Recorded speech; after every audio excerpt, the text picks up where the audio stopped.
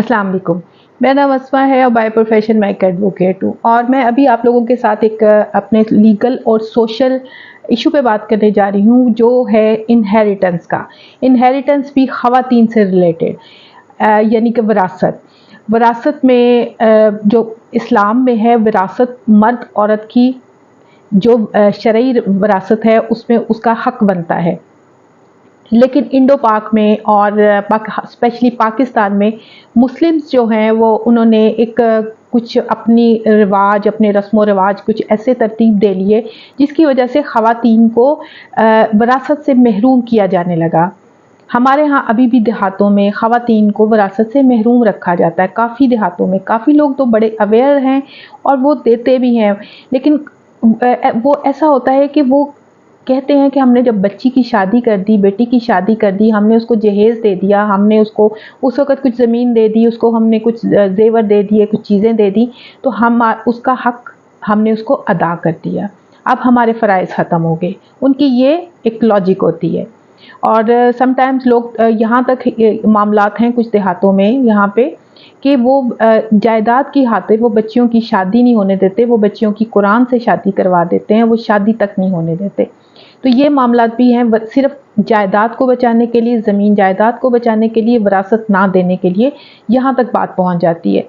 तो ये बड़े एक हमारे सोशल इश्यूज़ हैं जो हमारी कंट्री में जो हम फेस कर रहे हैं। अभी इस पे बहुत सारे लोगों ने, बहुत सारी एनजीओज़ ने, बहुत सारे जो हैं हमारे प्लेटफॉर्म्स पे इस पे अवेयरनेस दी गई और बहुत सारे कवानीन भी पास करवाए गए, लेकिन अंदर खाते अभी भी ये सारा मामला चलते हैं कि अभी भी लोग जो हैं वो नहीं चाहते कि बच्चियों को, बेटियों को उनकी विरासत दी जाए।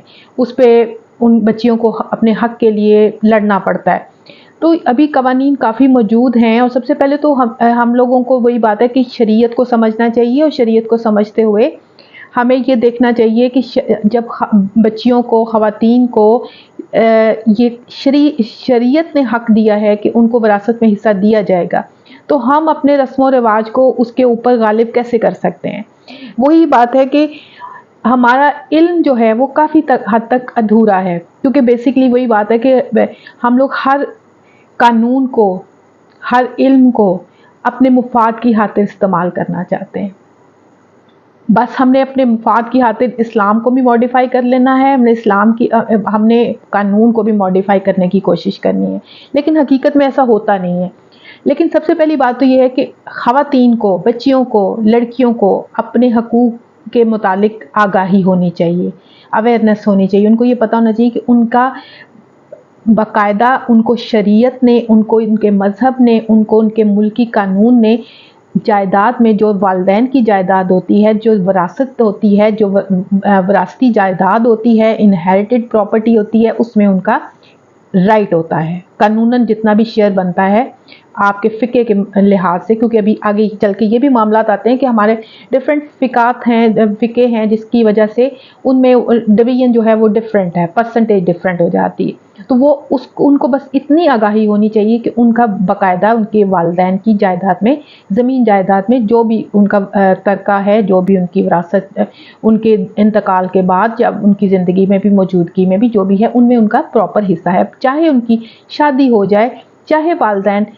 शादी पे ख़र्चा भी करें, बच्चियों को रस्म व रिवाज के मुताबिक कुछ लेन देन भी करें। जहेज़ एक लानत है, लेकिन फिर भी हमारे मुल्क में दी जाती है और ये ऐसी लानत जो है वो लोग बड़ी खुशी से लेते और देते हैं।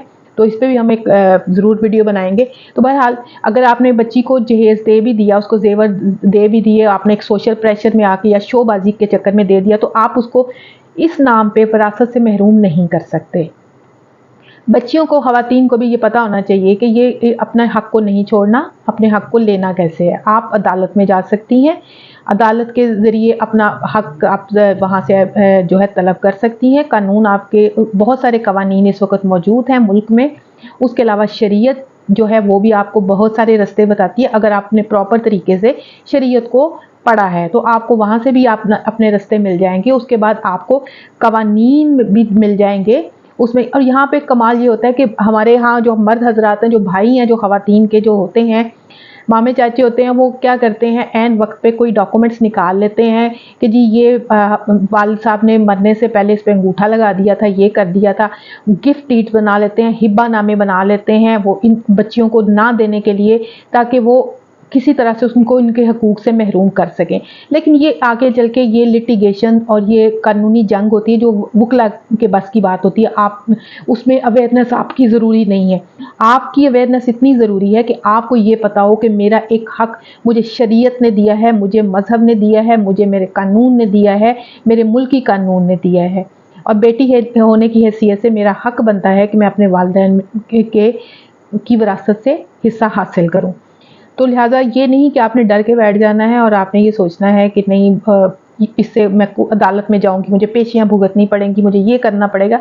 तो ये ऐसा नहीं है। आपको पहले बात करनी है अपनी फैमिली से, जो भी आपके भाई हैं, जो भी आपके रिश्तेदार हैं जो उस पर काबिज हैं, आपने उनसे बात करनी है। अगर वो उस पर राज़ी हो जाते हैं वेल एंड गुड, नहीं तो आप कानूनी रास्ता इख्तियार कर सकती हैं। लिहाजा ये है कि अवेयरनेस बहुत ज़रूरी है कवानीन से। कवानीन आपने कहीं जाके मुकदमे नहीं लड़ने, अल्लाह ना करे किसी को कभी अदालतों में इतना जाना पड़े, कभी करना आपको मुसीबत कोई ना पड़े, लेकिन हकूक से आगाही, कानून से आगाही, शरीयत से आगाही इंतहाई ज़रूरी है। और ये तमाम बच्चियों के लिए, तमाम ख़वातीन के लिए, तमाम लड़कियों के लिए इंतहाई ज़रूरी है।